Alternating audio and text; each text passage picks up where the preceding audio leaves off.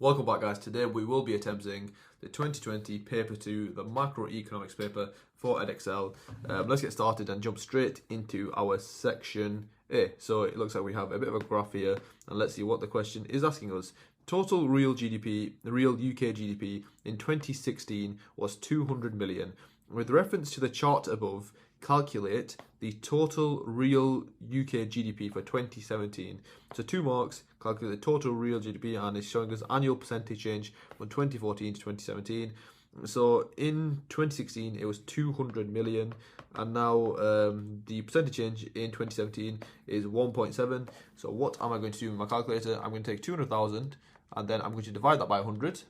And then once I've divided it by 100, I'm going to times it by 101.7, and that should give me my percentage change, and that is going to give me 203,400. So 203,400, and of course that would be in millions. But of course, always show your workings. So I'm just going to quickly do my workings. I'm going to do 200 million divided by 100 times by 101.7.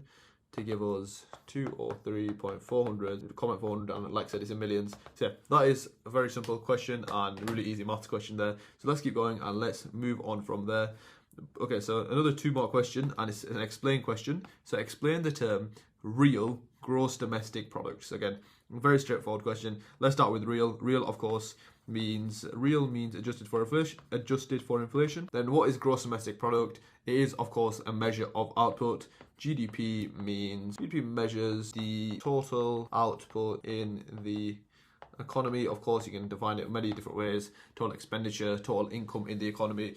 A really good thing with developing macro chains of analysis, though, that I always explain in the live classes to my students, is try to fully understand and grasp what GDP means. A really good way to think about it, of course, real is adjusted for inflation, but gross is the amount. Domestic, of course, is where it's made. So, for example, in the UK, and product is goods and services. So, when we talk about GDP increasing, what's actually happening? The amount of goods and services that are being produced in the UK is increasing. Therefore, you can, of course, link that to many different chains of analysis. For example, if there's more goods and services being produced in the UK, the amount of goods and services have increased. This will therefore mean who produces these goods and services? Of course, the factor of production of labour. Therefore, if there's more goods and services being produced in the UK, it's a very valid assumption to assume that we need more workers to produce these goods and services. Therefore, that's where we make that link of derived demand. The demand for workers is derived from the demand for goods and services. So whenever you see an increase in real GDP, especially on your ADAS diagrams, so real GDP increasing, of course, always link it to there's more goods and services being produced, we need more labour, then of course the macro objective of positive economic growth. But that's a side topic, but yeah, that is how to get 2 marks there. And let's finish this first question off with a multiple choice. With reference to the chart on page 2, which of the following is correct over the period shown? GDP per capita was highest in 2014. It does not say anything about capita, doesn't tell us population size, so that would not hold since we have no data about GDP per capita. Inflation rose in 2015. Again, it does not tell us anything about inflation rates, so that would not hold either. The UK economy grew at the fastest rate in 2014. Let's see this. Yes, over this time period, that does look correct. I would say that is correct. And then the UK economy was in recession in 2015. So we had positive growth in 2015, but that does not rule out whether there was a recession or not, since it says here the annual percentage change, the first 2 quarters could have been in a recession, they could have not been, as of course, recession is just defined as 2 consecutive quarters of negative economic growth, but essentially we don't have enough data to determine that. So yeah, the answer therefore would be C, the answer therefore would be C, and therefore that is how to get 5 out of 5 marks on that question 1. Very simple and very quick question. If I was doing it without explaining it, I could probably get that done in 30-40 seconds, and that's what you want to be aiming for. If you can pick up 5 marks in less than a minute, that is a massive surplus you've gained, and just giving yourself an advantage for the rest of the paper. Moving on to the second question. So, you have a lot of words here. So, let's go straight to the question.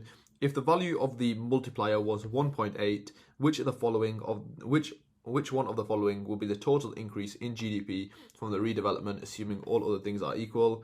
Let's have a read of the stimulus. The planned investment of the redevelopment of the Dover port will cost 115 million. Okay, so that's given us the value, but let's keep reading. The chief executive said it will lead to many new jobs, transform waterfront, new cafes, bars, shops. So it looks like it's a question about multiplier effect. How do we work this out? So 115 times 1.8, very simply. Let's slap this into the calculator. 115 times 1.8. That will give me 207. Therefore, the answer would be 207. Let's keep going. So the 4-mark question, using the example above, explain. So the explain question, how the multiplier process will lead to an increase in aggregate demand. Talk specifically about aggregate demand. 4-mark question, of course, remember, in your 4-mark section A questions, always 1 mark for application. It's talking about aggregate demand. First thing I'm going to just start with is a diagram. You will definitely pick up marks here for a diagram. It specifically mentions aggregate demand, so real GDP. Of course, how do we show the multiplier on a diagram? We just show AD shifting out several times. I won't do it any more than, I'll probably do it 3 times here, but you don't need to do it 3 times. But yeah, so just showing how real GDP is increasing and how price level will also increase. And this is the thing with these 4-mark questions. If you know where the marks are allocated, you don't even really need to give like an actual response. You can just throw in random things and you can pick up the marks. For example, I could just throw in now, the initial investment was 115 million. And now that is, I would say, around 3 marks already. And I haven't even really addressed the question because I've shown the multiplier effect. I've picked up my application mark. Here, I could probably just throw in the multiplier ratio or the multiplier formula, 1 divided by 1 take away MPC. I'll probably pick up the marks, but let's actually, for the sake of the video, let's actually give it a response. So there's many different ways to define the multiplier effect, but it's essentially where an initial investment, it compounds and has several knock-on effects on real GDP on AD. Okay, so I wouldn't write anywhere near as much as this. I've stopped myself there because I want to make it representative of how much you need. But you don't need anywhere near as much as this. I'd probably cut it off there, but I just want to explain what's actually going on. So what I've written so far, the multiplier process is where an initial investment, the 115 million, has compound effects on real GDP and AD. Given another example, I don't need to do this since, of course, I've already picked up the application mark, but London Olympics, there was a multiplier effect there where in 2012, the UK government spent around 8 billion on stadiums, on other things, on the Olympics, and real GDP increased around to 16 billion due to the Olympics. So, of course, shows the multiplier effect. Why does this happen? Just, again, you don't even need this for the marks. We're just explaining the process to you, since, of course, when the UK government spent on the London Olympics, they created stadiums, they created jobs. Now, those individuals that now have jobs have an increased income. What they're going to do with those increased income, they're going to consume, therefore increased consumption. Of course, that's going to shift AD, but that consumption, where they're spending it in shops, they're spending it in local firms, they're spending it in restaurants. That will therefore increase the profits, the sales, the revenues for those firms. Firms are profit maximizers. If they're selling more, they're likely to expand. That expansion will hire more jobs. It will, the restaurant, for example, if they're doing really well, they might open another restaurant, and therefore they need more jobs, more workers, and then that basically will compound, and that cycle repeats where there's now more workers, they now have incomes, they're going to spend those incomes, and it's going to keep repeating until, of course, that is why the multiplier effect is just several shifts out of AD, and it keeps going and keeps going. But yeah, that is how to get 5 out of 5 marks on this second question. And like I said, let's keep going. And a question on the IMF. So explain the role of the International Monetary Fund in providing financial assistance to countries such as Argentina. 4 marks here. In 2018, the International Monetary Fund lent Argentina 57 billion as part of its bailout package to prevent the country's government defaulting on its debts. The financial crisis also caused significant capital flight out of Argentina's economy. Okay, slightly off topic from the question, but in the live classes, one of the main case studies we learn about is Argentina. Why? Since the Argentinian economy is quite interesting. A really good stat to remember is in 2022, Argentina was quite popular. Why was that? That was because of the World Cup. Argentina played versus France in the World Cup final, where unfortunately Argentina won the World Cup and France lost. But now let's comment on the economic status of these two countries. During that World Cup final, let's talk about the inflation rates. Argentina's inflation rate was 95% during that World Cup final, whilst France's was around 5%. So even though Argentina won the World Cup, you could say France won the real life cup. But on a serious note, Argentina does suffer with extremely high levels of inflation, and it's just quite a memorable one. So when they won the World Cup in 2022, they were suffering from nearly 100%, nearly triple digits inflation rates. So it's a decent one to remember. But back onto the question. So the role of the IMF in providing financial assistance to countries like Argentina. So what does the IMF essentially do? So they provide economic stability essentially. Since they want to, well, they try to provide economic stability, And why is that? For example, the main problem here was Argentina is going to default on their debts. And if Argentina defaults on their debts, the main thing it is going to affect is their currency, the Argentinian pesos, where if governments would default on their debt, essentially currencies become worthless, and that's the main issue there. So the IMF tries to provide economic stability via giving out loans. And of course here, 4-mark question, there's going to be an application mark. I'm going to say 57 billion as part of bailout project. Argentinian pesos becoming worthless / stops currency crisis. You can word it in a different way. You can call it exchange rate crisis. It provides exchange rate stability, whatever you want to call it. But I'm going to write a bit more since I don't think I've written enough here to pick up 4 marks. I'm essentially just going to talk about how IMF, it's almost like a last resort lender where it only lends to countries when basically nothing else works. So if banks would lend to Argentina, the IMF would not give them this bailout package, but essentially that the banks don't trust Argentina since, of course, due to the instability within the country. Therefore, the IMF have to come in and bail them out to try provide some sort of short-term stability. And then, of course, in the long run, it does try to help out with strategies to solve the country's problems in the long run. Of course, since who is being affected in this scenario is the consumers, it's the individuals of the country, it's the living standards of the everyday people in the country, where when these countries are poorly managed, they're going through tough times, such as very high inflation rates. It does massively degrade living standards. Those corporations such as the IMF, even though they're not very good in many different things, but in this scenario, yeah, they do help out. Yeah, the living standards of the individuals are affected, and individuals go through extremely harsh poor living standards. Therefore, these organisations step in to try to help out.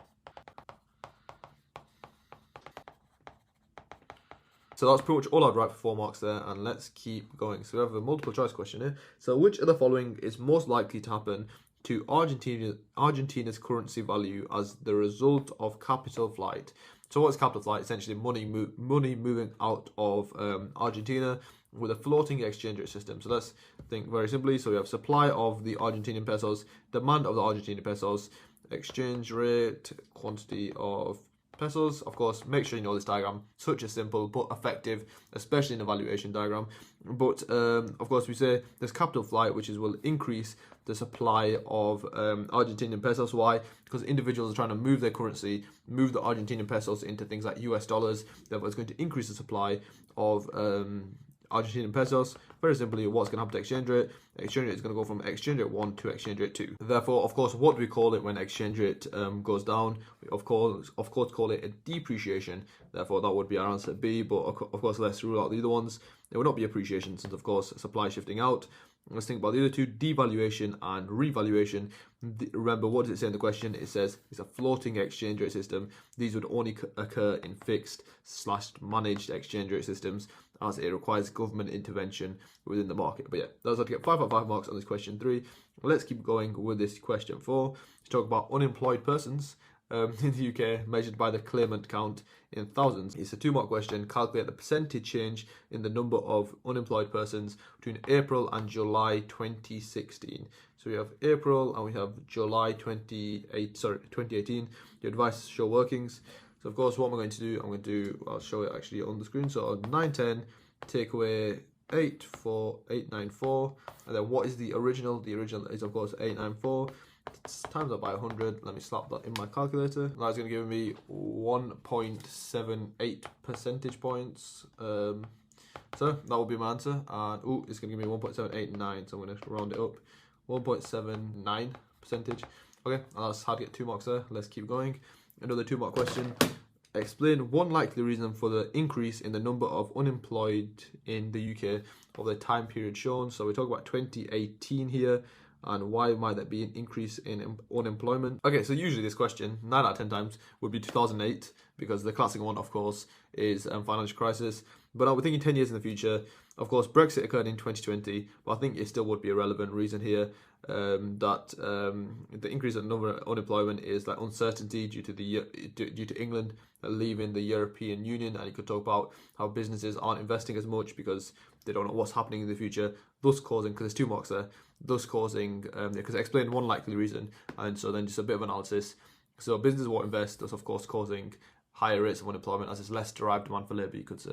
So this is a bit of a tricky one, to be honest. You can give lots of different reasons. So yeah, let's keep going. Let's get 2 marks there. And let's go to the last multiple choice here. Which of the following types of unemployment is most likely to be caused by technological change in an industry? Without even looking at it, you should know the answer there. It's structural. And of course, we saw this in Margaret Thatcher's time in 1948, I believe. I'm not too sure about that start, actually. But where she closed down the mines, and then we moved from being more of a northern physical product to moving to a more financial services, London, accounting, lawyers services, etc., etc. But yeah, the answer there would be structural, of course. But why is it not the other ones? Cyclical, of course, that depends on cycles. So for example, the economy goes through the business cycle, essentially. We go through recessions, we go through booms, and that type of unemployment would be called cyclical, so it's not that. Real wage unemployment, of course, is caused by the concept of minimum wages. Since why, of course, minimum wages, the main thing, easiest summary of minimum wages, they benefit individuals who are employed. Why? Because they receive a higher wage, but then less individuals are employed. Why? Since at higher wages, firms they don't demand as much labour, as of course it's more expensive for them to demand it. And then lastly, seasonal. Of course, seasonal is like ice cream. There's a lot of demand for ice cream in the summer, not much in the winter, thus it varies the level of employment. But yeah, that is 5 out of 5 marks for that question 4.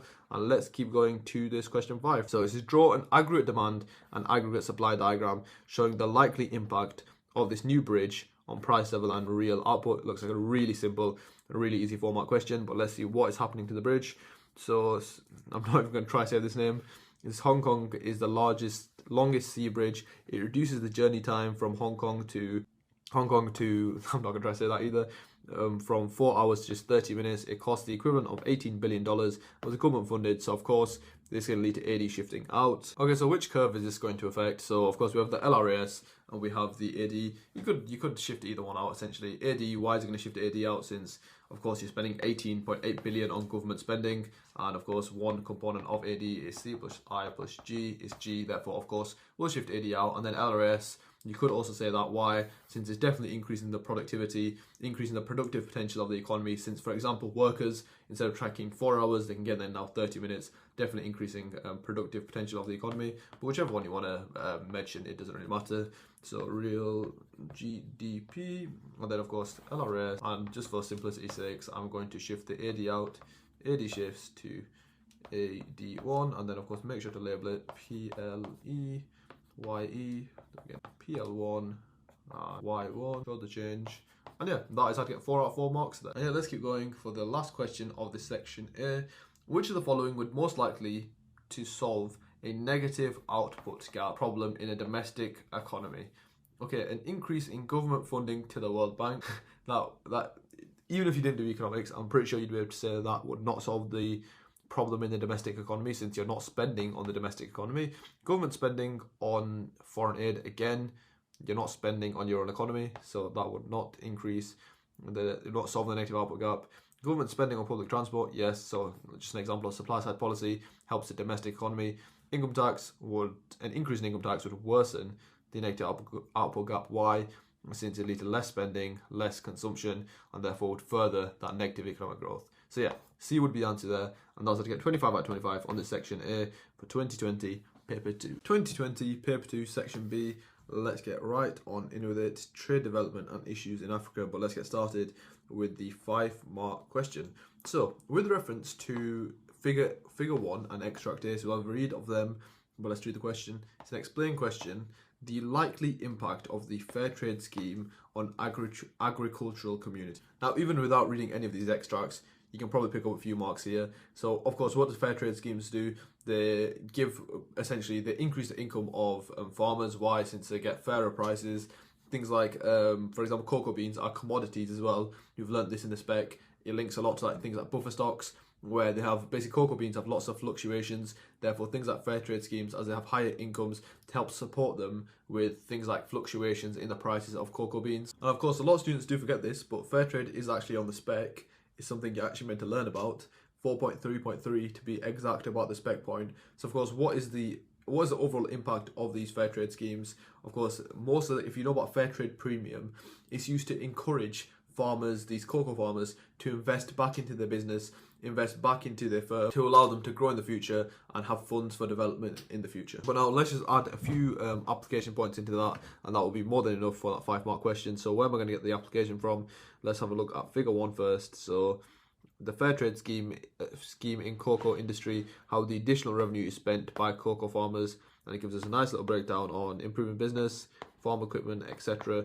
And let's have a read of extract A, which is talking about cheap cocoa is costing farmers dear. So extract A looks like it's giving us quite a few stats of farmers' incomes, and then talks about how if they weren't part of the fair trade scheme, of course, they would have lower incomes. Then in the second paragraph, it looks like it's mentioning mostly about the price volatility. Of course, cocoa being a commodity, therefore suffers a fair amount of price volatility, which of course puts strain onto the farmers themselves. Then of course it talks about how, yes, the farmers' incomes are being strained, but like the massive manufacturers like Cadbury, they're making massive profits from the processing of these cocoa beans. Okay, so I think I have more than enough here to answer this 5 mark question, so let's get started with it. So the way I'm going to answer this is firstly just like writing what I was saying earlier. So fair trade allows for higher incomes for these farmers, therefore if you think about the fluctuations, also helps protect against those fluctuations, as if they're getting paid more, it means that there's going to be less fluctuation in the price. Then of course going to add a bit more, I'm going to add application to pick up the application marks with regards to this, then just to end off with a little explanation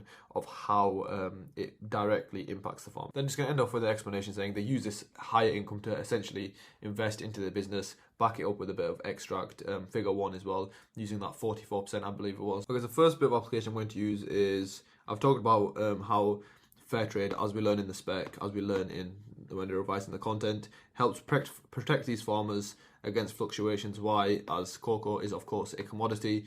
I'm just going to quote the extract here as it mentions it in the extract. Where did it say? Yeah.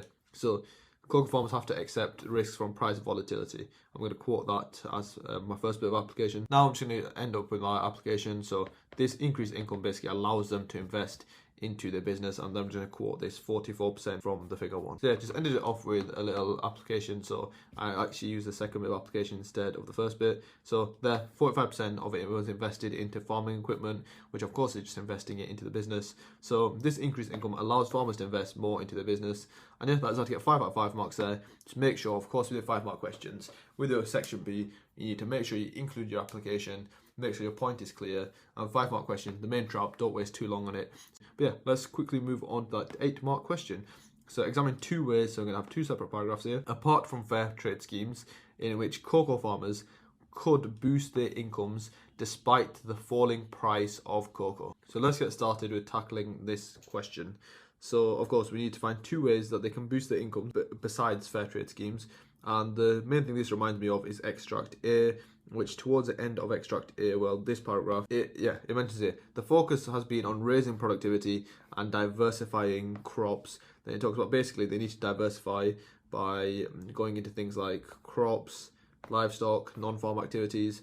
So essentially that gives me my 2 points there. So I'm going to talk about how to boost their incomes, they need to raise their productivity.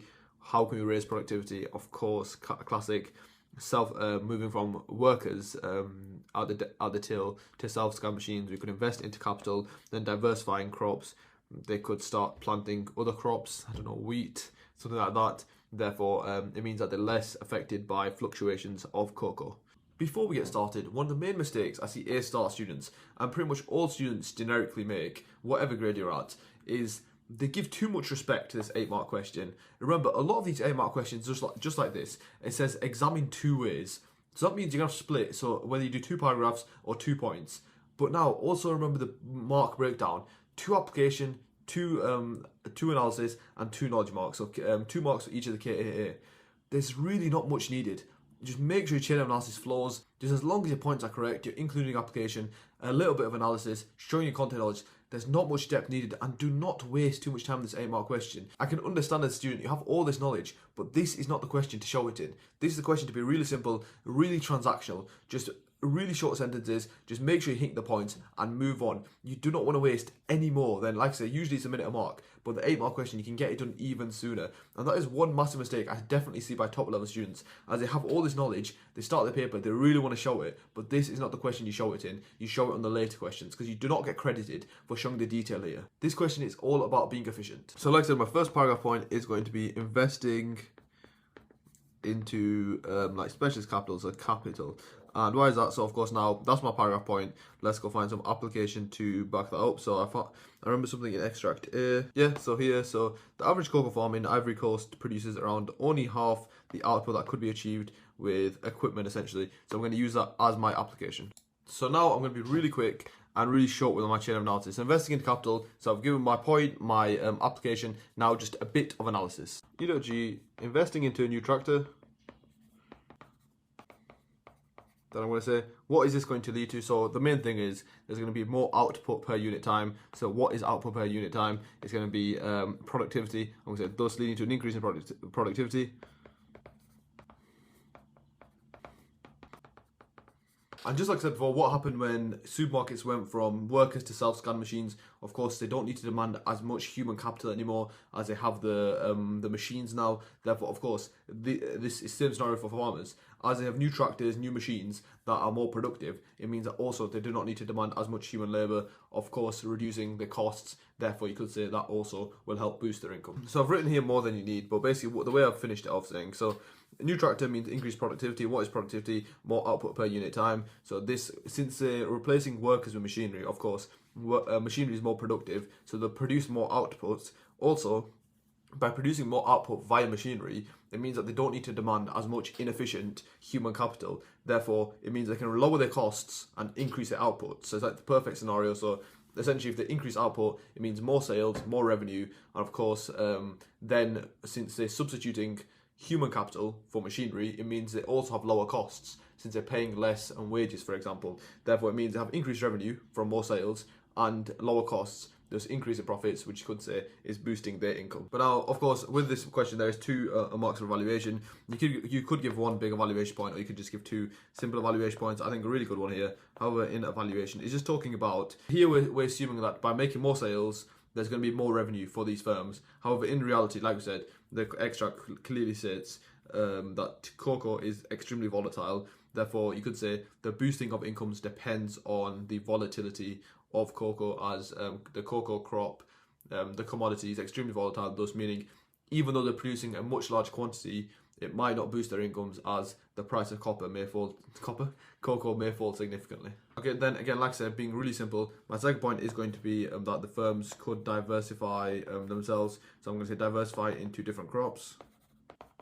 And why will diversification? It's just like when you learn about globalization, Saudi Vision 2035. What is the aim? I know this is a mental link, but what is the aim of Saudi Vision 2035? As Saudi want to become less reliant on oil, and they want to diversify into other industries. So as you know, when oil runs out, Saudi have things like tourism, they have things like the football league, things like that, which brings money, brings revenue into their economy. And similar reasons here for why these firms want to diversify. They don't want to be reliant on one thing, and in this scenario, they don't want to be reliant on the cocoa bean. So they diversify into different crops like, I don't know, another commodity such as rice. It's very unlikely that their prices will fluctuate at the same time. Therefore, even if cocoas drop massively, rice may still be stable or maybe even higher. Therefore, it protects them against basically fluctuation. And the way I'm going to application there, it talks about here. So, world cocoa price fell more than a third in 2017. Perfect bit of application, and that is a really good way to quite. So we have ended that off by diversifying E.G into rice. This means farmers will be less affected by fluctuations in the price of cocoa, as there will be other crops, thus less affected by price volatility, thus boosting their incomes. Now, with regards to valuation, how could you evaluate that? Like I was saying, there's two evaluation marks here. You really do not need much to pick up the marks here, as long as you are evaluating. So the evaluation point here is going to be about physical constraints, since it's very easily said. It's much easier said than done, saying they just plant two different types of crops. Of course, farmers, they don't just have unlimited land. They are constrained by the amount of land they have. They may not physically have the space to plant another crop. As for example, a lot of these farmers, yes, they primarily plant cocoa, but then they plant things for sustenance, so things that they eat themselves, and that usually takes up any extra space they have. But yeah, that's a decent evaluation point. So however, in evaluation, this depends on the physical constraints of the farmers. So this is quite a detailed example of the 8-mark question, but like I said, just don't get too bogged down in the detail. present your points, be very transactional. In this scenario, it's a 12-mark question that switched up the order a bit. But yeah, discuss the problems for the Ivory Coast, the problems for the Ivory Coast of dependency on cocoa for a large proportion of their exports. Now refer to figure 2 in your answer. So I'm probably now going to have a read of this extract. And let's have a quick look at figure 2. So Ivory Coast exports, relative share of main products 2016. So cocoa and cocoa products is around 54% of their exports. So looking at this, and even back to when I was reading the question, the main thing that was in my mind, what does this show? How does this link to in the spec? What do we learn about this concept? Of course, it is, I believe it's 4.3.2, and it's one of the first spec points there. And this is, of course, PPD. What is PPD? Primary product dependency. It's where developing economies rely heavily on the export of raw commodities such as cocoa beans, such as things like rice, for example. And of course, with 54% of Ivory Coast's exports being cocoa beans, it really shows a high degree of primary product dependency. But back to the question, and I think it's a really good one. 100% will be using this bit of application for the 54% as it really does add to the question. Okay, so let's get started with this first paragraph. So first thing first, like I said, I want to pretty much say the problem for Ivory Coast of dependency on cocoa for a large proportion of their exports is that it leads to primary product dependency. And like we said, the extract says something like 40%, 54% of Ivory Coast's exports are cocoa and associated things. Okay, but now, like I said, why is primary product dependency an issue? This therefore means that, of course, like we mentioned, and the extract also mentions, is that Ivory Coast are extremely exposed to price fluctuations of cocoa. Okay, so my next chain of analysis, so I've said they're extremely exposed to fluctuations in the price of cocoa. I'm now going to mention that if the price of cocoa falls, Ivory Coast, since 54% of the economy, its exports are built up of cocoa, it means that export revenue is massively going to decrease if the world price of cocoa falls. I'm now going to link this to the spec point of 4.1.4, which is terms of trade. This means Ivory Coast's terms of trade will deteriorate. Now, why is that important? So really, really simple way I sometimes tell my students to try to understand what terms of trade is how many imports a country can buy with its exports. So what I mean by deteriorating their terms of trade, as the price of cocoa is now lower, this therefore means when Ivory Coast are exporting cocoa, they are receiving a lower price for it. They're receiving less export revenue. This therefore means they now have less money to spend on imports since they gained less export revenue. So the main problem with the deteriorating terms of trade, it means that a country will be able to import less goods, such as specialist capital, such as machinery. Therefore, that can of course hurt the long-run prospects, the LRAS of a country, as for example, it's going to affect their productivity as they won't be able to import maybe the newest high-tech machinery. So that's how I would write my first paragraph. So just finishing it off with, meaning Ivory Coast can afford to import fewer goods, e.g. high-tech machinery, limiting the development in the country. But now let's move on to the evaluation stage of this paragraph. First things first, I am actually going to use a point that we used earlier, which is about a paragraph point for our earlier question, which is about how in evaluation, I'm going to say this depends on the degree of diversification. Since, of course, and this is a really good bit here, we can use the bits of application again. Since, yes, 54% of the economy is built off cocoa, but then we have oil, rubber, gold, other. And of course, we can use that saying that this will therefore mean that as they are slightly diversified, like for example, 11% is oil, 7% is rubber, it reduces Ivory Coast's vulnerability to these fluctuations, as when the price of cocoa beans falls, the price of oil may not fall, thus meaning that the economy's exports still remain relatively stable. So there's lots of evaluation points here. A really good one is government intervention. So of course we're talking about macro here, but if you think about the side of things which is government subsidies and subsidising these firms, you could mention that maybe during the times where there's fluctuations, where there's troughs, where there's drops in the price of cocoa, that the government could intervene, they could subsidise these firms, provide stabilisation schemes for these farmers, thus meaning the effect on the overall economy, the effect on AD as a whole, won't be as bad as, for example, they now could patch up that lost export revenue with some government funding, meaning that they can still afford to import the same amount of goods, thus meaning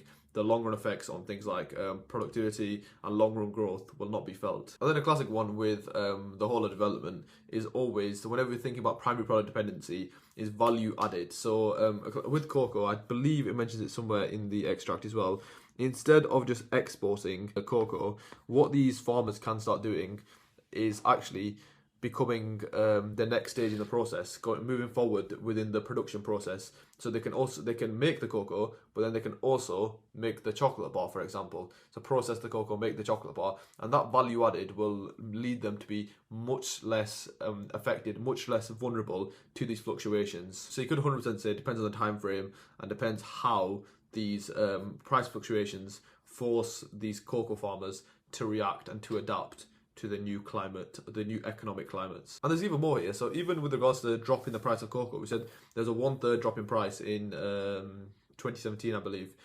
But you could also say how in evaluation, this depends on the degree to which cocoa prices fall, as that could be a massive outlier, where that could be the first time cocoa prices have dropped so significantly. And usually they may only drop a few percentage points or fluctuate a few percentage points. So it really does depend on how much these prices do fluctuate in reality. Okay, so moving on to the second point.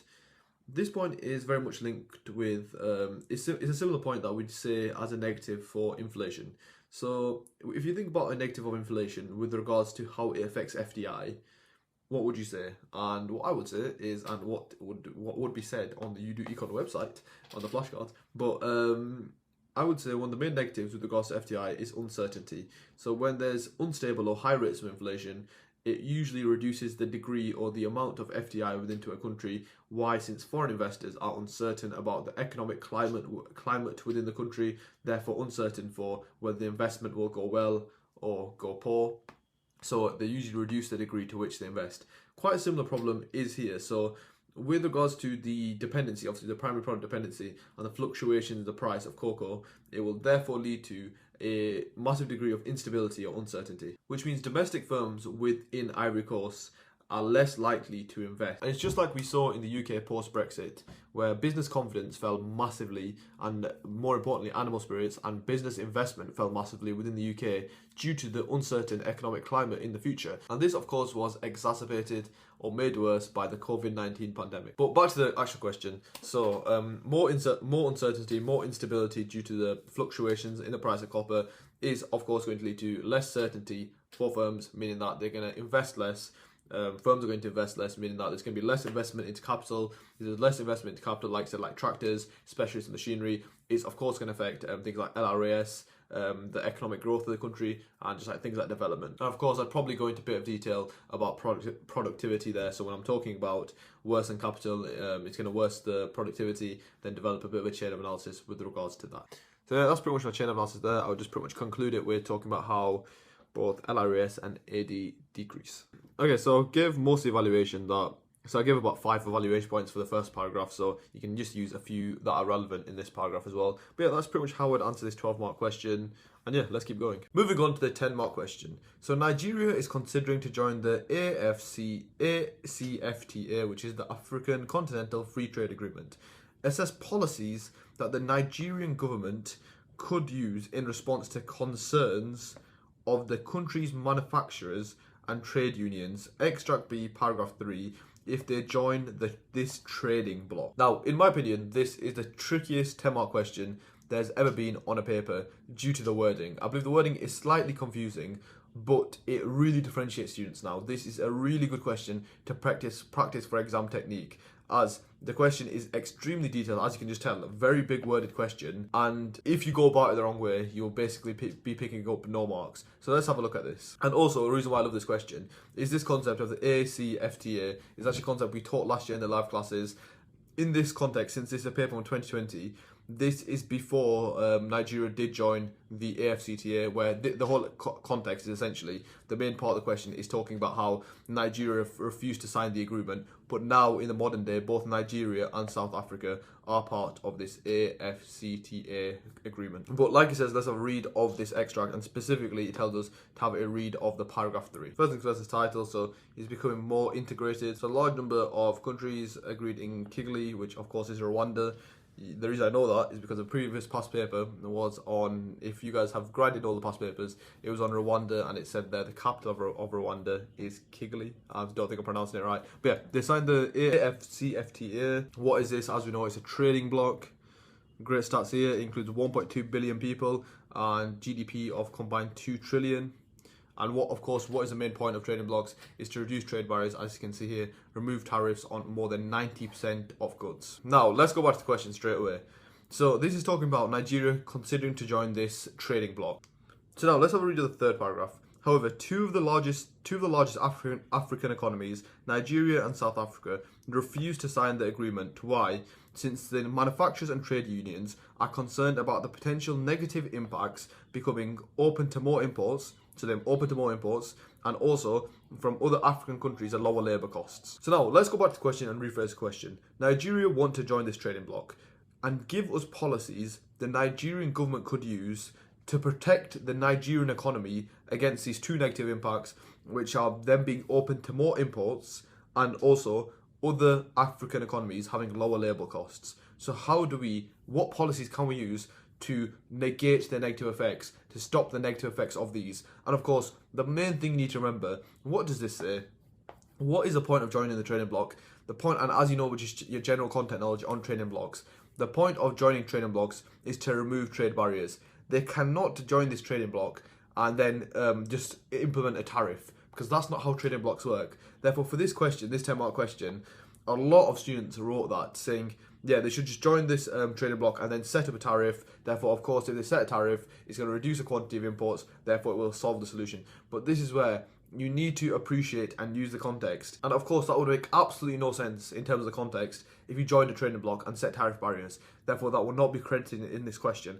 Therefore, this is why I think this is definitely one of the harder 10-mark questions, since you really need to have internalized the context. You need to have understood the context and then wrote a policy that is appropriate, as tariffs, of course, in this scenario will not be appropriate at all. But now, let's think about policies that would actually work. I think the first one that comes to my mind is one of the problems is lower labour costs.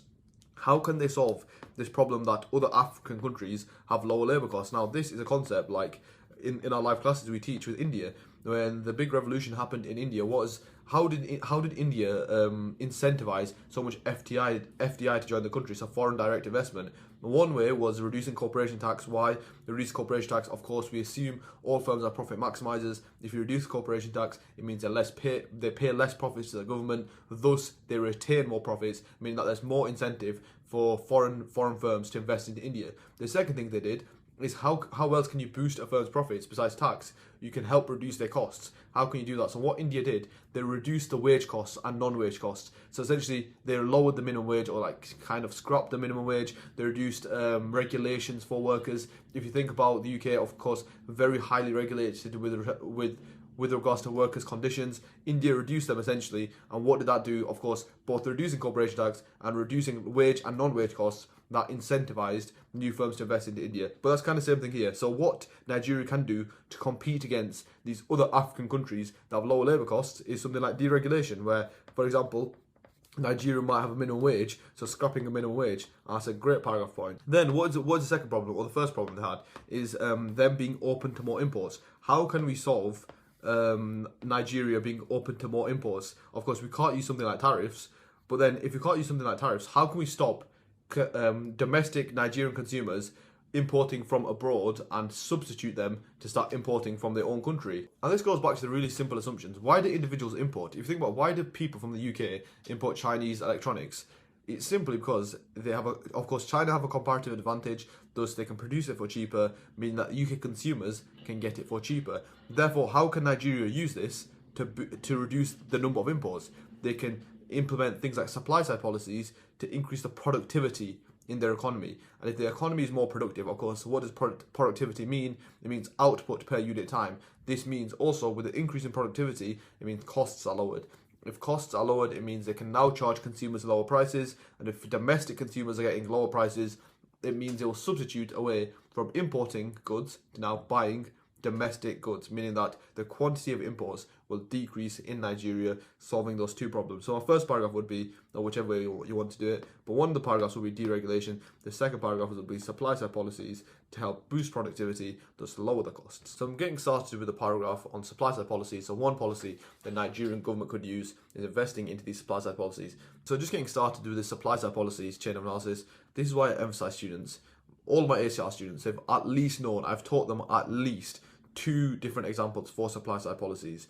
Since it's such a common Section B exam question in Edexcel, it's unbelievable. And if you go into your exam without knowing a supply side policy, then really good application without it, I would just say you're not prepared, since it's such a common exam question. So know your example, like I've given you in previous exam papers, the apprenticeship example. Know the real world application backing it. Know the real world stats that back this up as well, to add that depth, to differentiate yourself from the normal applicants, the normal individuals who are just writing the theory on supply side policies. You can be this individual who has the best theory and then also the real world knowledge to back it up, and examiners appreciate that. And when examiners appreciate something, they will give you the top band and hopefully the top mark.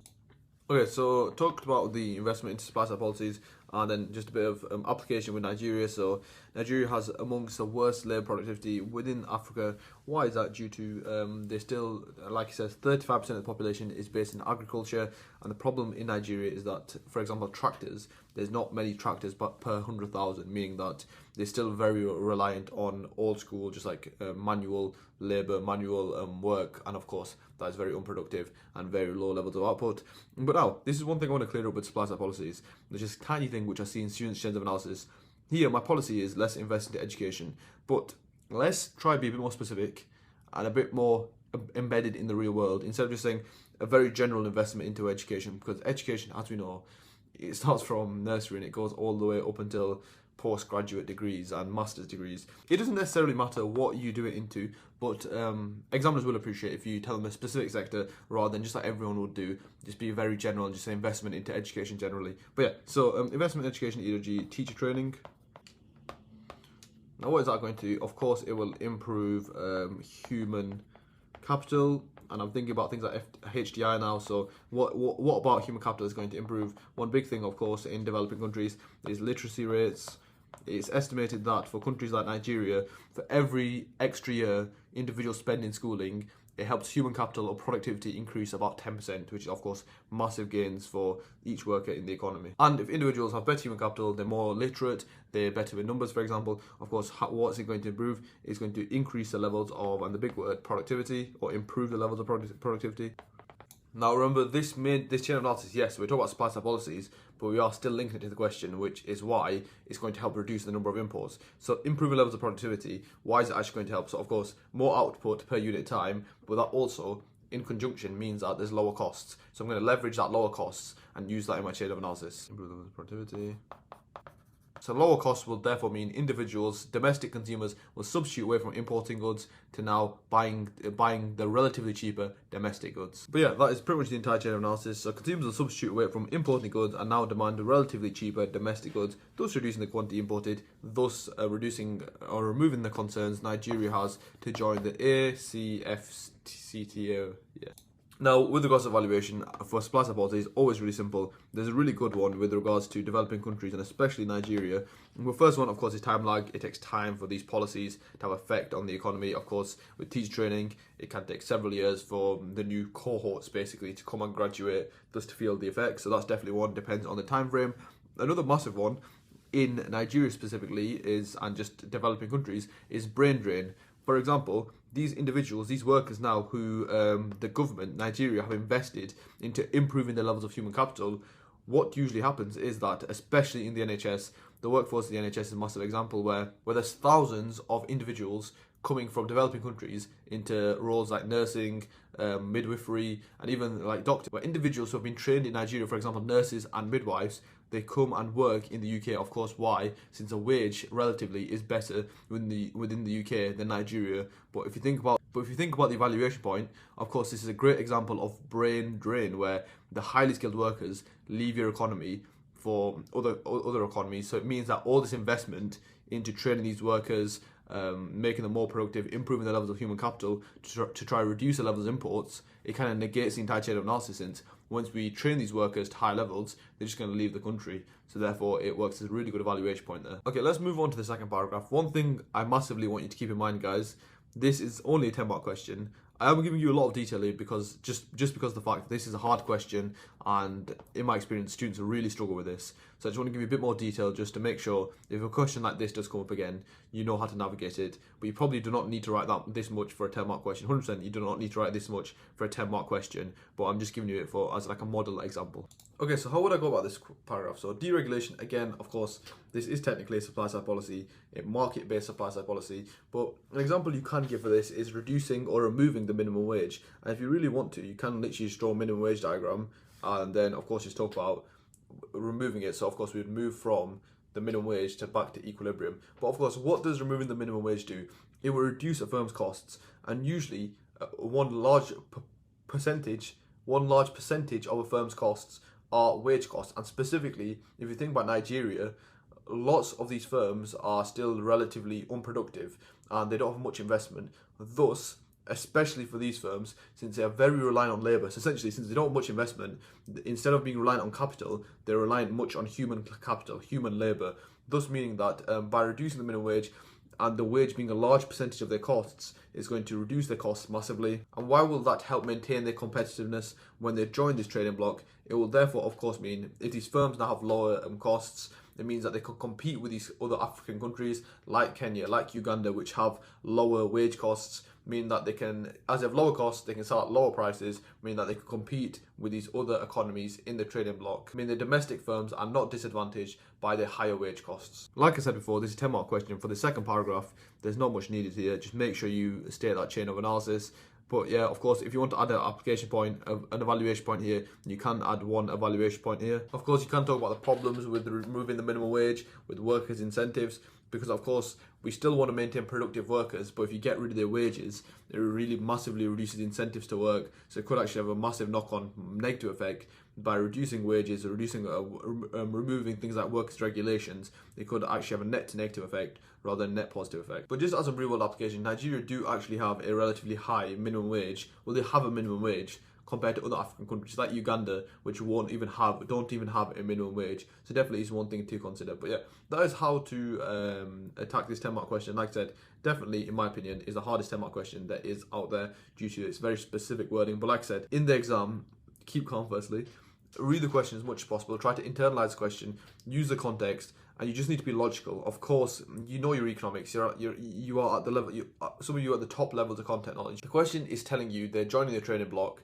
They cannot use the policy of a tariff. It's just not logical. I'm sure many of you will pick up on it. It's just trusting yourself almost in that scenario that yes, of course, a tariff does not make sense here. I can't use a tariff for this question. But yeah, this is a really good example for your exams, meaning that if something like this does pop up, you've attacked a hard question and you know how to navigate it. So this is the beauty and why individuals who do pass papers, and there's a direct correlation, the more pass papers you do, the likelihood of you scoring those top marks, that top level, increases. Why? Because you gain more experience on the exam, where this is a really unique scenario. Random paper as well, 2020 is not for you. There's nearly 2025, there's 2016 to 2025, just a random paper in the middle, but individuals who are doing this paper should score better than the individuals who haven't. You can't control the questions, you can control how much practice you do. So the more you practice, the likelihood of you scoring that A star just increases. So 100%, as an ex-student, I did my A-level economics once. I also got an A star. Just do you need to make sure you do every single past paper, at least one. Let's finish off this section B with the 15-mark question. So, discuss the likely benefits of increased economic integration for the sub-Saharan African countries. So let's take a minute and let's actually think what this is asking us very simply. So of course, as we know in this extract, they are essentially all becoming more integrated. They are joining a trading bloc. So what do we call it when countries join a trading bloc? This part of your spec, we of course call this trade creation. Since trade is being created, because when you join a trading bloc, what do countries normally do? As it says here, they remove tariffs, and they said in this scenario for the AFCFTA, they're removing tariffs on over 90% of the goods and liberalising services. Therefore, essentially, they're removing trade barriers. And of course, if you remove trade barriers, which of course we can show on a trade barrier diagram, so supply, demand, of course, supply is domestic, demand is domestic, then here would be world supply plus tariff, and this would be world supply. Now, of course, we think about it in the backwards way now. So if we're going from our original equilibrium is world supply plus tariff towards, so we're shifting it down now. So we're shifting from world supply plus tariff to now world supply. Let's see how that is going to affect. So Q1, Q2, Q3. We're going to go from the quantity imported being this much, this small arrow here. So this used to be quantity imported. Now quantity imported will grow to from Q3, Q4 to now Q1, Q2. What does this mean? The quantity imported has grown in an economy. What does that mean? It means, of course, there's more trade. And more trade, of course, is what we call trade creation and economic integration. So it's a really good diagram, 100% we will be using to answer this question. So like I said, let's get started with that first paragraph. And like I said, it is, of course, going to be on trade creation. So one benefit of increased economic integration for the sub-Saharan countries would, of course, be trade creation. And I'm just going to quote the extract directly, where it talked about 90% of goods and services and goods and then liberalising services. So present that point, which trade creation is a benefit, bit of application. Let's now move on to the chain of analysis. So trade barriers, E.G, tariffs, what do? They distort the theory of comparative advantage. You should know the theory of comparative advantage, covered on the UDEcon website. But yeah, they distort the theory of comparative advantage and globalization. As originally, the increased integration between global economies meant that countries were able to specialise in the goods and services they had a comparative advantage in. For example, we know Nigeria has a comparative advantage in oil, just like we would say Saudi Arabia has a comparative advantage in oil. But with countries setting trade barriers like tariffs, it meant that economies were not able to fully specialise in the goods they had a comparative advantage in and had to remain diversified and have to have a slightly diversified portfolio, as things like quotas, tariffs were in place, so they couldn't always import the goods they needed. But now, with these economies dedicating the African CFTA, it means these countries can finally dedicate more factors of production and really exploit their comparative advantage. As for example, before Nigeria could have had maybe 10% of their workers in the food industry and 90% in the oil industry, as they were scared if countries set a quota, like stop trading food with them, they would have no way to get food into the economy, therefore they had to remain diversified. But now, due to this, joining this trading bloc and then no longer being trading barriers, it means Nigeria can become even more efficient. That 10%, they can now dedicate even more of those individuals to the industry they have a comparative advantage in, which of course is oil. Therefore, of course, that will compound the positive effects. And of course, adding the real world application, so trading bloc, of course, includes 1.2 billion people. It's going to has a combined GDP of almost over 2 trillion. And of course, make sure to show this trade creation on the diagram, where when we remove trade barriers such as tariffs, it shifts world supply plus T to world supply, thus meaning the quantity imported changes from a small number, which is Q2 to Q3, to now the much bigger arrow of Q1, Q4, which of course would be this arrow here. But now overall, how would you link this all back together? How does it actually benefit the economy? There's several different ways you can go about it, but since economies can dedicate more factors of production to the sectors that they have a comparative advantage in, of course they can produce more output, and of course they can produce more output. If you think about what is the meaning of GDP, the total goods and services produced in the economy, it means of an increased GDP is a positive economic growth. But then what is the overall aim? This is what globalization, I think the development topic really teaches at A level, especially, and a lot of A level students forget this. What is the reason of these macro objectives of things like increased GDP and increased economic growth? Is that the main aim isn't just getting higher and higher GDP. The main aim is, of course, the living standards. The government wants GDP to improve. Why? Because they think it's an indicator it shows how living standards are. So at the end of the day, by countries increasing the economic integration, by removing the trade barriers, it will therefore, at the last stage of things, hopefully allow for improved living standards. Okay, so I've just written up a bit of that chain of analysis.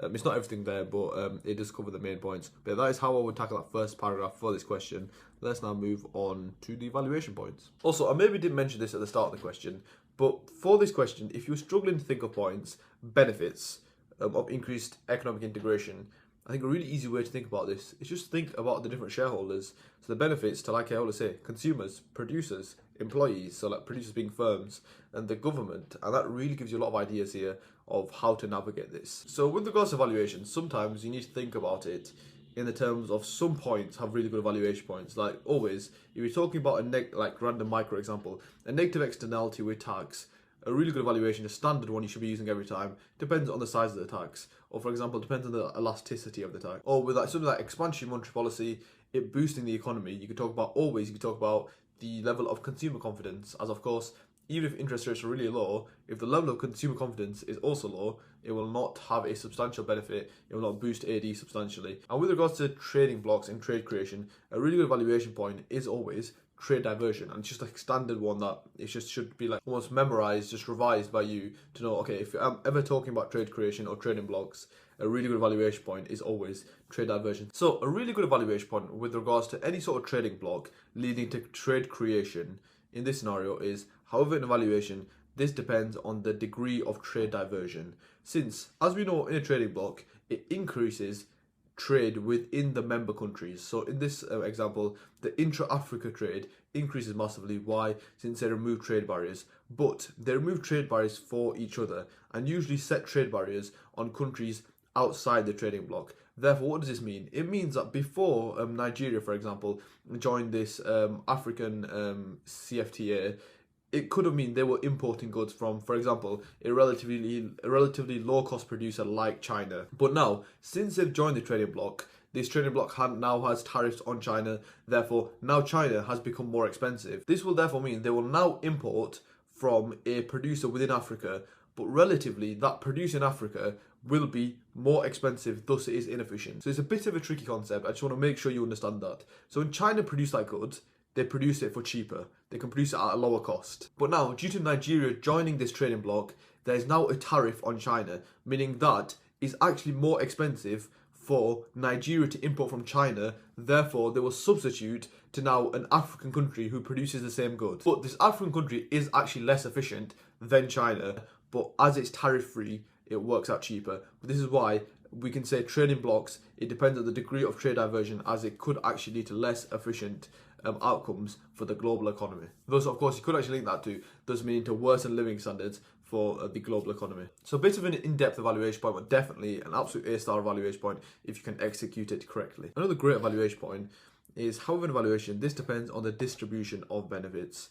As essentially the main point here is that it's going to disproportionately, this trading bloc of the African CFTA, is going to disproportionately benefit the larger economies such as Nigeria and South Africa, for example.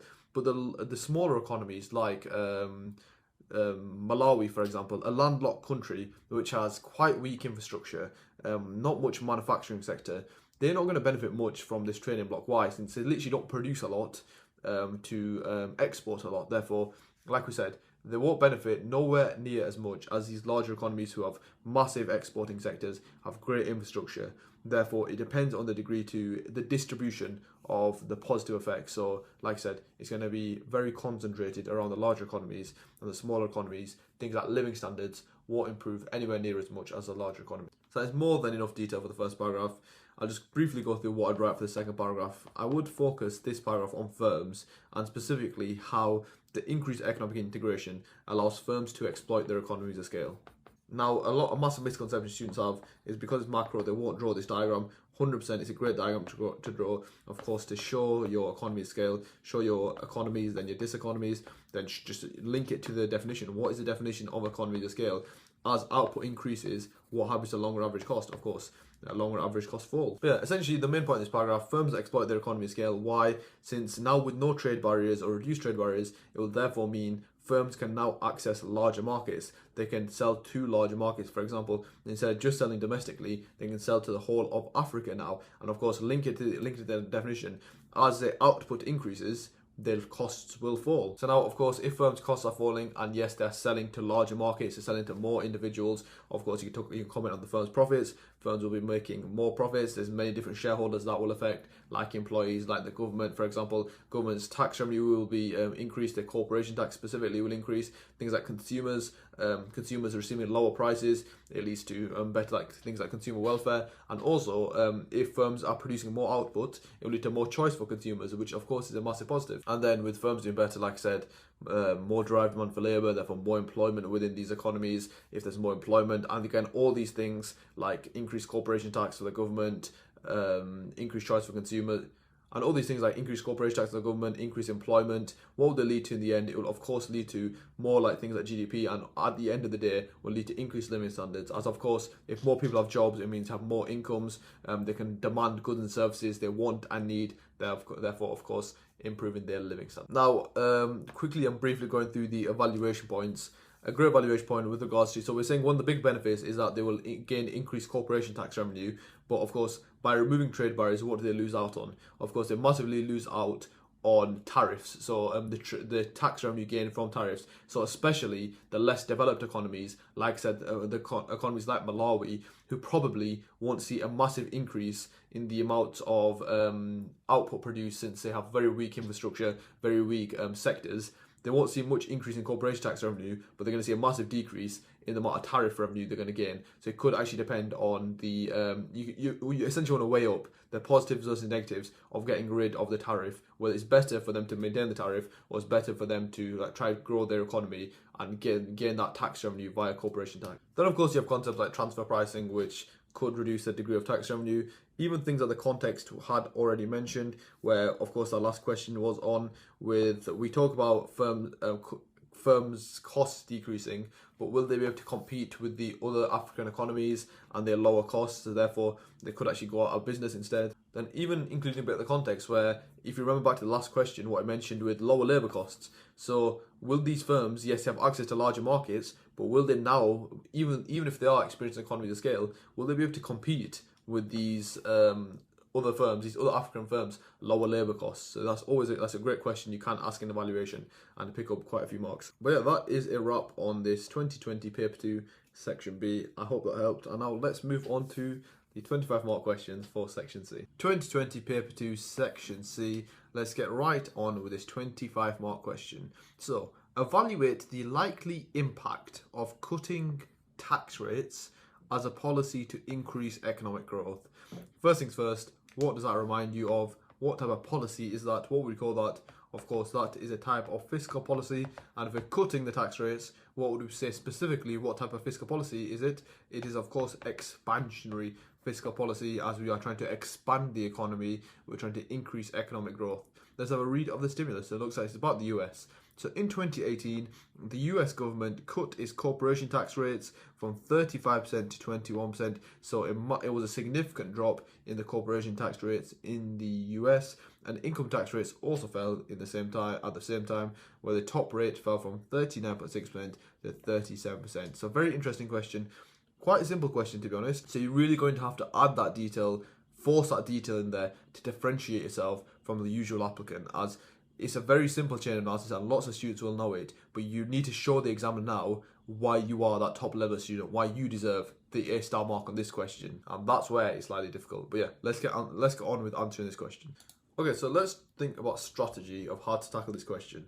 So the way I would split these paragraphs is, I would probably split it in just the different types of taxes. So there's lots of different taxes you can pick. There's VAT, there's national insurance, there's of course the obvious ones such as corporation and income tax. Now the only one I would slightly consider is VAT, but honestly, if I was being simple, my main two paragraphs here would be, first one on corporation tax, big paragraph on corporation tax, big paragraph on income tax, and then of course the opposite side of the spectrum with regards to the evaluation. So yeah, the first paragraph would be on how cutting the rate of corporation tax would increase economic growth. And like I said, the main thing about this question is not just you knowing the chain of analysis, it's you showing the examiner, you differentiating yourself to the examiner that you are a high level student. So you need to add more detail, think slightly outside the box to show the examiner, okay, I know my content, I know my stuff, I'm able to adapt myself to different situations. So that's what I'm going to try to demonstrate here in this question. So the first thing I'm going to draw here is actually a business cycle diagram. Why I'm going to draw a business cycle diagram here, since that's how I'm going to start my chain of analysis.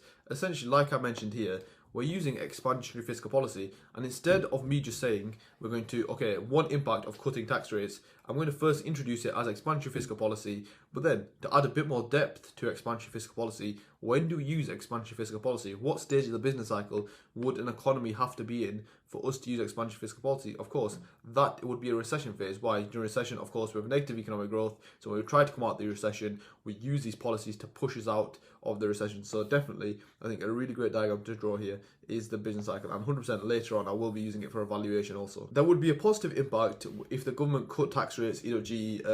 Corporation tax as a policy to increase economic growth. Now, thinking deeper into real-world application, of course, in the last few years, we've heard about the UK's stance on corporation tax. Of course, we saw the rise in corporation tax from 19 to 25% in 2023. However, the UK has a quite recent example also of cutting its corporation tax rates. As, for example, in 2017, the UK actually, George Osborne, the Chancellor at the time, actually cut corporation tax rates from 20% down to 19% and actually wanted to cut them further in 2020 to around 17%. However, the cut in 2020 never came since, of course, Rishi Sunak was very strict on the budget. We had very tight fiscal pressures. But yeah, so an example of a cut in the UK's corporation tax rate would be 2017, where George Osborne, the Chancellor, cut corporation tax rates from 20 to 19%. And I mentioned this statistic quite a lot, where the UK technically, and especially in 2017, has the lowest corporation tax within the G7. But now, let's actually think to the motivations. Let's question why the UK government, the Bank of England, why they set the corporation tax rate this low. And that is, of course, due to what they want to do with regards to foreign investors. They want to encourage foreign investors to invest in the UK. Why? Since, of course, it kind of links to your Unit 4, the development topic. Since if foreign firms are investing in the UK, it leads to job creation within the UK, the domestic industry, the domestic employment within the UK stays high. Of course, means for the government, passing on benefits to the government, such as increased tax revenue, increased VAT, increased income tax, etc., etc. But yeah, of course, the main reason for the low corporation tax within the UK is to encourage and foster business investment. But let's get back onto the chain of analysis. And like I said, this is a very accessible chain of analysis for a wide range of students. Since if a student knows what corporation tax is, of course, it means more profit for firms. It means firms will invest more. Investment is a component of AD. Shift AD out, increase economic growth. That's like a 5-line chain of analysis. Of course, you as a top-level student knows that, but you need to link. This is where you need to be holistic. You need to be comprehensive. You can link all these different parts of the spec together, to try and develop a nice chunky chain of analysis. Show the examiner why you deserve that top level, that top band, and differentiate yourself from other applicants. This is why, at the start, we've included this business cycle diagram. So I would have stated my point. So the likely impact of cutting tax rates, e.g. income tax, e.g. corporation tax, will further the policy to increase the UK's economic growth. E.g. When the US decreased corporation tax in 2018 from 35 to 21%, or in 2017 where the UK, the Chancellor George Osborne, decreased corporation tax from 20 to 19%.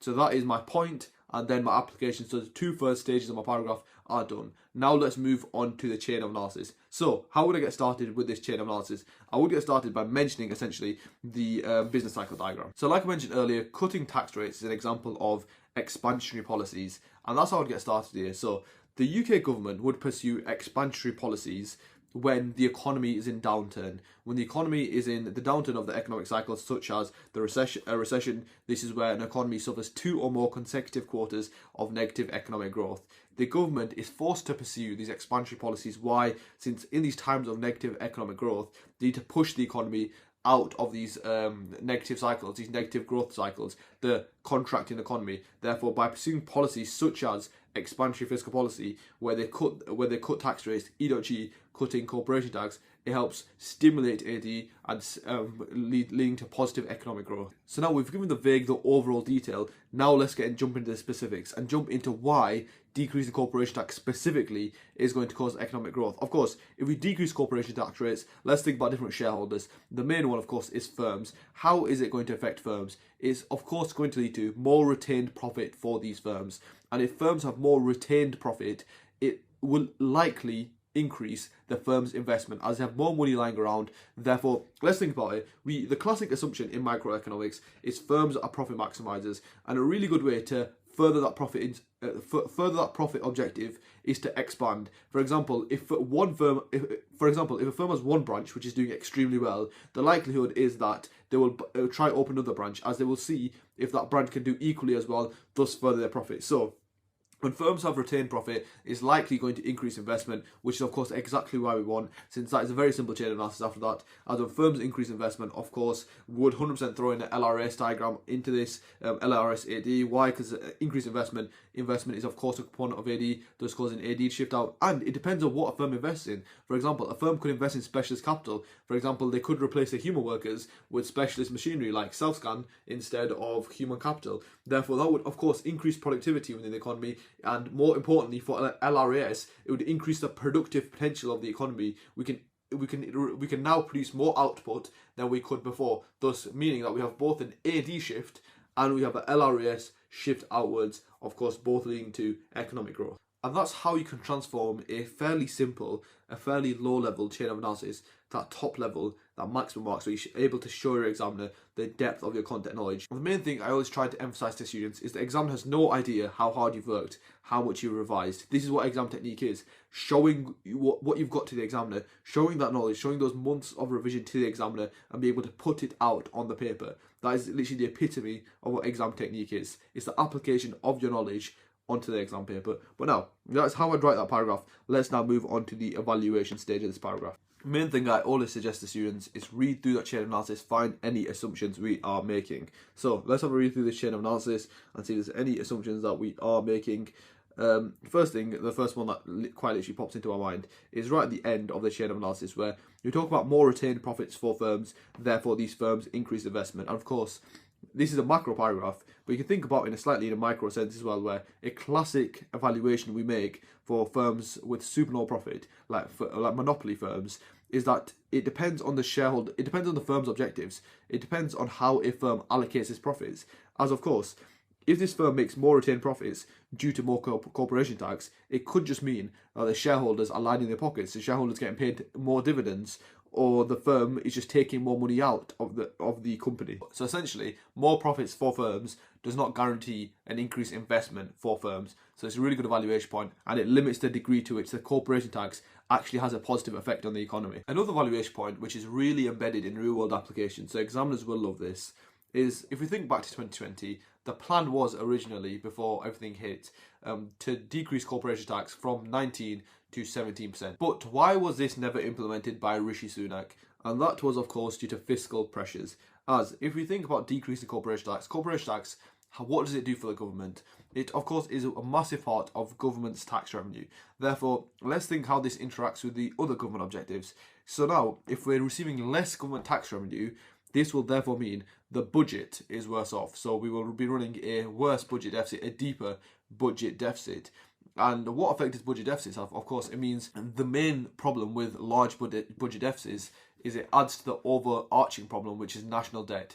If we consecutively run large budget deficits, this means our national debt will continue to increase, and we have extremely large national debt. What does that mean? It means interest rates get higher, there's higher repayment costs, and you could comment on different aspects of this, where you could comment on whether that means that future generations will have to pay higher tax, or you could talk about the risk of defaulting, debt to GDP ratios, where if the level of debt gets too high, the repayment costs are too high, it causes austerity, means that we don't have enough money to spend on things like public services, as we're spending so much just paying back our national debt. So it really depends on whether cutting tax rates is the best policy in the long term for pursuing policies such as economic growth. That's quite a high level evaluation point.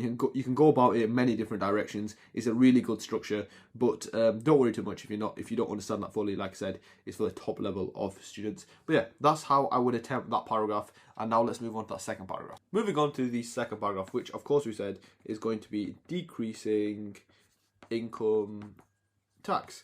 Now, why will decreasing income tax further the objective of increasing economic growth? Let's have a think about this. So let's firstly think about an example of when maybe the UK or any economy has decreased income tax. The UK doesn't really. We're quite a high tax nation, as you can imagine. If you think about low tax nations, you think about places like the Middle East, Dubai, but the UK did kind of recently reduce its tax rates. So Liz Truss, some of you may know her as the shortest serving Prime Minister ever, but she, it never went ahead since the plan was abolished, but she planned and she announced to totally get rid of the 45% tax rate. So the highest rate of tax, the highest income tax bracket, she was planning to get totally rid of that. So that is an example of where the UK planned to get rid of the highest rate of income tax. But as a lot of you will know, she announced it and then there was massive market uncertainty, so it was reversed shortly after, but it was definitely put into place for a very short period of time.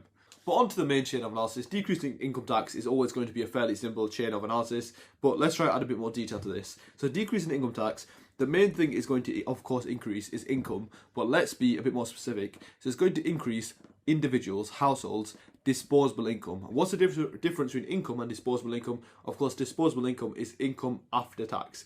Now, if individuals have more income after tax, it will therefore mean their marginal propensity to consume, their MPC, will also increase. Why? What is MPC? MPC is how likely you are to spend the next pound, spend an extra pound. Therefore, if you have more money, after tax, you have more wage actually coming in, it means that you're more likely to consume. So with higher MPC, households will spend more.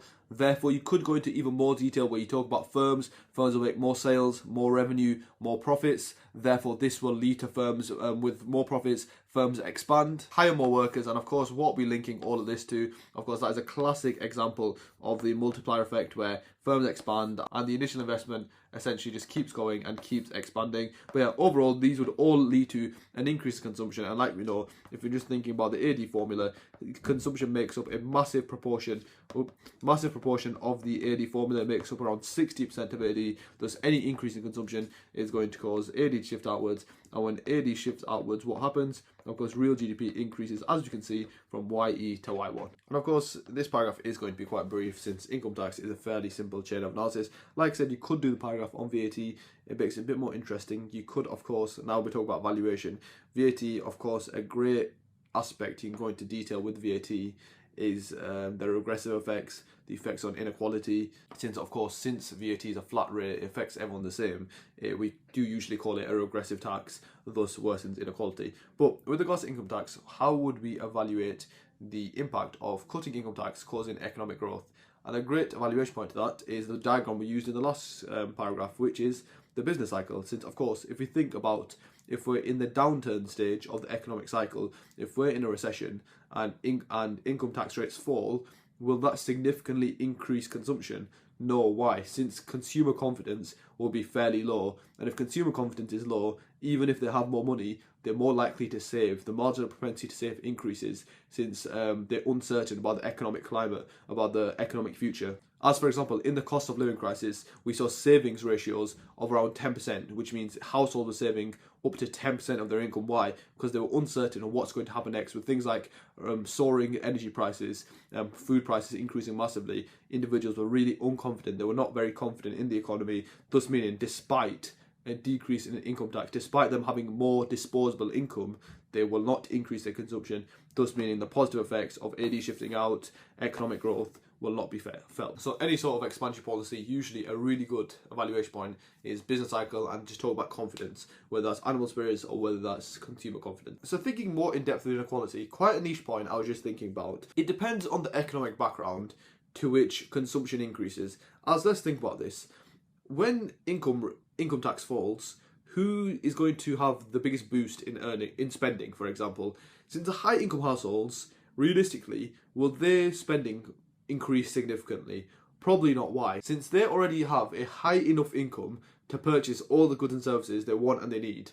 Therefore, even if income tax rates fall, it will just lead to extra spare money, just extra savings for them, as they already buy everything they want essentially. Whereas low income households, the MPC will increase significantly. Why is that? Since low income households genuinely do not have the money to purchase the goods and services they want and need. Therefore, with them now having extra money, extra cash, it means that they can now demand some of the goods and services they've wanted. But if the consumption is only coming from low income households and not so much from the high income households, it will mean the overall effect on consumption won't be felt as dramatically. And of course, you need to remember, where does most of the tax come from? Most of the tax does come from the high income households. Where does most of the spending come from in the UK economy? The high income earners, the high income households. So that is why there's a massive problem of when the UK has one of the highest rates. I believe it might actually have the highest rate besides China of millionaires leaving per capita, which of course why brain drain is such a big issue within the UK. But yeah, I'm going to wrap that question up there. It's a really good question to test your exam technique in the sense that,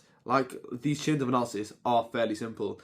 And now it's your job to now show the examiner that you're not just a lower level student, that you have that level of detail, you have that level of knowledge. So it's the application of the knowledge from your mind to the exam paper, which this question tests. So it's a really good question for exam technique. But yeah, let's move on to the next 25 mark question.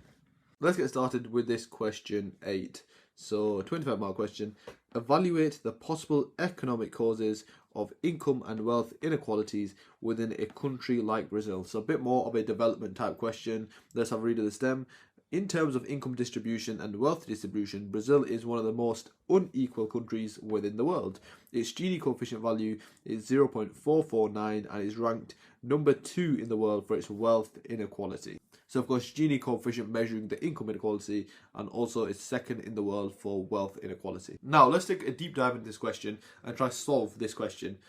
Questions like this tend to overwhelm students quite a lot. There's lots of words, there's lots of different links, but let's try narrow this down, and I'll show you my thought process to make this extremely simple. So the question is asking us, evaluate possible economic causes of income and wealth inequality, then gives us an example of a country like Brazil. So questions like this tend to overwhelm students since it's very simple but has lots of different links. So let's break this down in a really step-by-step manner.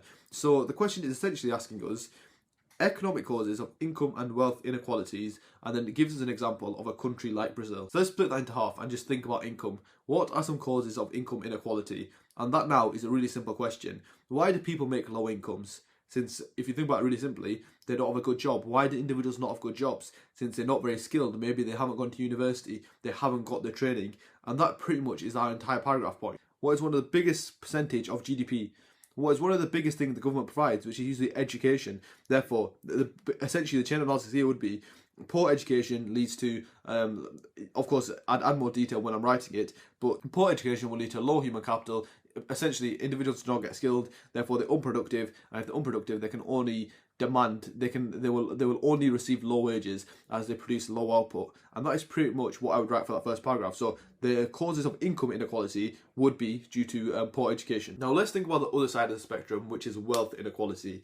Now there's lots of different ways individuals obtain wealth, but one way, of course, and a classic and the most common way that individuals become very wealthy is via inheritance. So when individuals' parents pass away, of course, that wealth is distributed down to the children. Therefore, although they probably haven't worked for it, they will now obtain that wealth. But therefore, how do we stop that inequality where Jeff Bezos' children are gaining billions in wealth, whereas an individual Brazilian farmer whose dad might only leave him one pot of soil, he will of course inherit basically nothing, whilst Jeff Bezos' children inherit billions.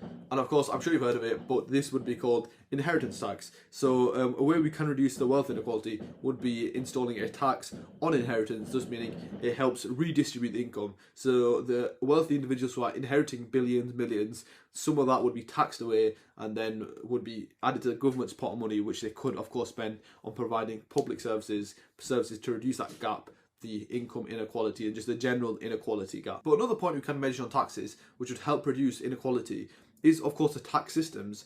As we're assuming, does this country have a progressive tax system? Is it truly progressive? For example, is a top rate of income tax high, quite relatively high compared to the low? Since if the lowest rate of income tax isn't very different from the highest rate of income tax, it means that the tax rate is not truly progressive, and low income earners are being taxed very similarly to high income earners. And thinking about indirect taxes, a classic one, of course, that we even call regressive within the UK, VAT. VAT is, of course, an indirect tax where it's a flat rate tax where all individuals pay the same amount. And the reason why it has regressive effects is that it's a low income households, it's a much larger proportion of the income compared to high income households. And this could be a massive thing here. In countries like Brazil, most of the tax revenue income for the government comes from indirect taxes.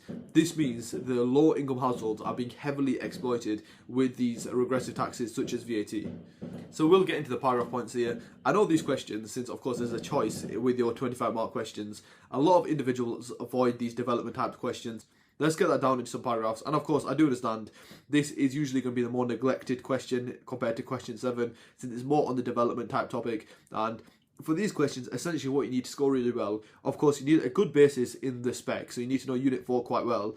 But then also, you need to have a lot of real world application. Countries you know, developing economies you know, just massive fact files. This is why if any student does A-level geography, these questions should be a gem, since I'm assuming, and I've had a few A-level geography students where they learn lots of real-world country examples. Therefore, for these questions, they can just provide so many stats and figures and just excel at these questions. But even if you're not an A-level geography student, just an A-level economics student, by learning case studies, and if you really want to spend some time on it, learn a few case studies of developed countries, some industries for micro, and you can really excel at these type of questions. Let's get started with our first paragraph point, which of course would be poor access to education. And a great bit of application to back this up is only around 15% of young adults from Brazil progress to higher education, so university, which is of course an extremely low percent.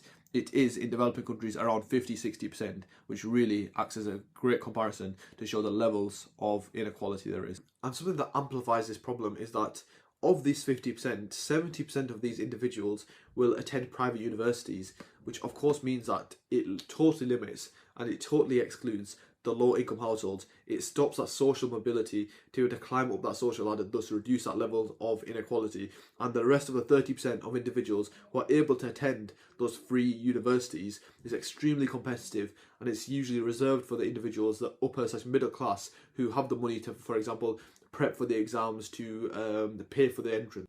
But the poor levels of education in the end will lead to what? It means individuals will come out with low-skilled, there will be a low-skilled labour, you can talk about productivity, but in the end the main thing is that it will lead to low levels of human capital. And if the capital is low levels of human capital, why are we saying it's low levels of human capital? They have low skills, they are fairly unproductive, and if they have low levels of human capital, like we said, this is due to low skills, they have low productivity levels. Now, if these workers have low productivity, what does that mean? It means low output per unit time, and specifically low output. Now, how is that going to affect their wages? It means that they will be forced to accept, if you're a low-skilled labour, if you think back to labour markets, you'll be forced to accept low wages. As for example, you can contrast the wage of a low-skilled labour, such as a McDonald's worker, to a high-skilled worker, for example, a cardiothoracic surgeon, where the wages are, of course, very high for the cardiothoracic surgeon, and the wages for McDonald's workers are fairly low. So they're forced to accept low wages. And what you can add to this is also which furthers the level of inequality. And another great bit you can add to this is what sectors are they usually accepting these low wages in is sectors such as agriculture. And of course there's massive chains of analysis where you can develop onto how agriculture itself, with it being an informal economy, things like that, it does leads to inequality itself. Maybe even linking it to something like the Lewis model. And of course the main thing there, if workers are forced to accept low wages, it will therefore mean low incomes for workers, low disposable incomes for workers, meaning that of course this can increase the level of income inequality. Why? Because you have those individuals who were able to attend those private universities, for example, who were able to pay for the higher level of education in Brazil. They will gain a high level of skill, they will be able to work the higher roles in the economy, thus demand higher wages, whereas these low income workers, due to low levels of education, will lead to low incomes. Thus means that the gap between the highest income earners and the lowest income earners will remain large. And a great bit of application to actually put this into some perspective is that the average productivity of a Brazilian worker is 25% that of an American worker. Now that's no sort of discrimination, that is simply due to the fact that they have an access to poorer levels of education, they're not as skilled, thus cannot be as productive. A great link you can add to this chain of analysis is firms, as if the entire workforce is unproductive, like we said, it's going to lead to low levels of output. Now, how is that going to affect firms? Low levels of output, of course, are going to lead to low levels of sales, low revenue, low profits for firms. Then this compounds and it just leads to this vicious cycle where, as these firms are now making low profits, it's going to lead to low corporation tax for the government. If there's low corporation tax for the government, it means the government has less tax revenue to spend, meaning that they can't invest as much into public services, into services like education. Thus, like I said, it maintains this vicious cycle of inequality. And that can be backed up perfectly with a stat that corporation tax in Brazil is only around 3.6% of GDP, when in developing countries it is around 5% of GDP. So now, moving on to valuation, this point is going to be embedded in how much Brazil spends. So Brazil spends about 5.8% of its GDP on education, which is a perfect amount, a good amount for a developing economy to spend on education. So the way I'm going to comment on it is the time lag, essentially, saying that Brazil is spending enough on education. Now, it just depends on the time frame, so between the short and the long run, since there is a time lag between spending on education and, of course, the results to be translated within the economy. For example, if you start spending on nurseries, it's going to be 20 years, nearly 15 years down the line, where those individuals graduate from university, where those effects in the economy are felt. So it depends on the time lag. With regards to the second evaluation point, another great point you can mention is, of course, like I always suggest students, read through your chain of analysis and see if there's any assumptions, any constraints, any limitations to the chain of analysis. One point here, EWG, only 15% of young adults progress to university.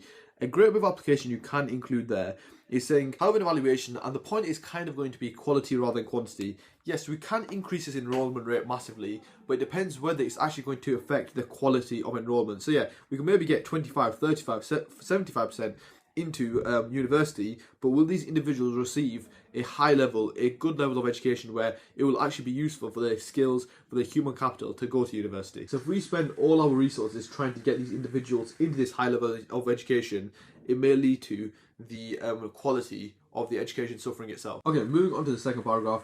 This is going to be on taxes. Now you can either structure this saying the lack of a progressive tax system, which is also a great paragraph, but the way I'm going to do it is the high reliance on regressive indirect taxes such as VAT in developing economies. Okay, so this paragraph is essentially going to be explaining why VAT is a regressive tax. With regards to Brazil's VAT level, they have a multi-tiered VAT level, so there's no set figure. Like the UK is 20% on all goods and services. Brazil is a bit different. It averages to around 25 to 30% on all goods and services, which is relatively high. But another major problem with that is bureaucracy, since it's not one level where they're just going to charge 20% on each good. It means that there's lots of time invested, lots of resources invested. Of course, you can talk about misallocation of resources here into trying to calculate the level and the revenue from VAT due to its complexities. So now let's actually go on to explain what VAT is.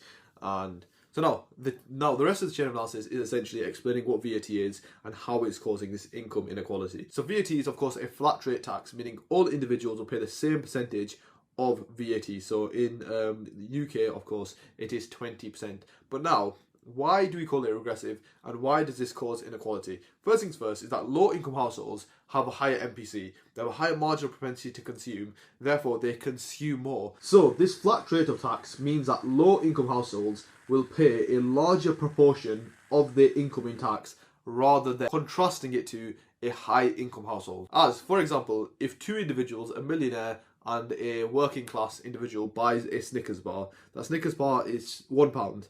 That they both pay 20p of VAT in the UK on that Snickers bar. That 20p of VAT may be 1% of that middle class individual's income, whereas that 20p might be 0.00001% of this high income individual's income, therefore meaning it disproportionately will affect this lower class, this middle class individual, meaning that it will increase the levels of inequality, since that's why we call it, that's why due to VAT being a flat rate of tax, a flat rate on everyone, we call it regressive, as it affects the low income households disproportionately. So it reduces low income households' disposable income. It means that they have lower purchasing power, and at the end of the day, of course, increases the level of wealth inequality, and of course thus leading to a larger Gini coefficient value. And like I mentioned earlier, Brazil, around 50% of their tax revenue comes from these indirect taxes, which are of course regressive, which therefore do further amplify the levels of income inequality. And for the higher level students, this is a little point you can add here, where you can mention towards the end of the chain of analysis, it shows that Brazil's fiscal policy is fairly ineffective. And just simply by fiscal policy, we mean how they use their taxes. Since the taxes are not redistributing their income. Of course, one macro objective for all governments is to reduce the levels of inequality, and thus it will improve living standards. Whereas this fiscal policy, this tax system is of course not doing this effectively. And a great little niche point we can look at, if we look at Gini coefficient values, we can also look in a bit more detail and look at Gini coefficient values pre-tax and post-tax. So before individuals are taxed and after individuals are taxed.